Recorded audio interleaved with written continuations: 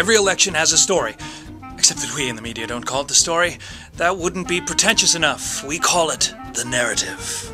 That's right. If you go up to a journalist and you ask them, "What's the story of this election?" they'll just look at you for a minute and then they'll say, "Oh, you mean the narrative." At which point you should probably just walk away. But let's face it, you probably shouldn't be speaking to journalists in the first place. Now, we're just a few pages into the narrative of this election. There are hundreds of pages of stilted prose, boring exposition, and poor character development to come.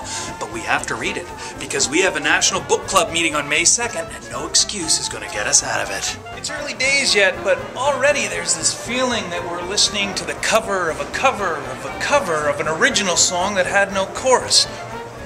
Or maybe we're reading a dystopian novel about a future in which we're controlled by robots.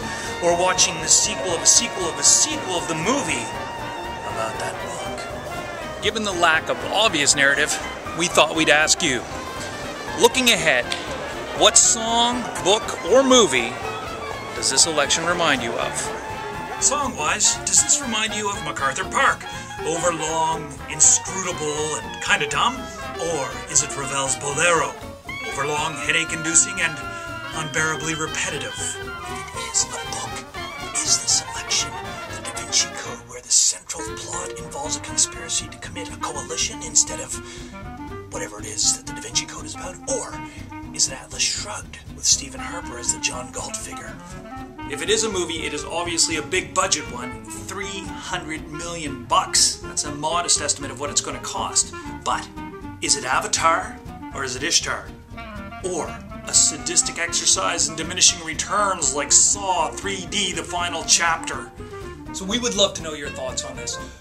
What song, book, or movie do you think this election is going to be?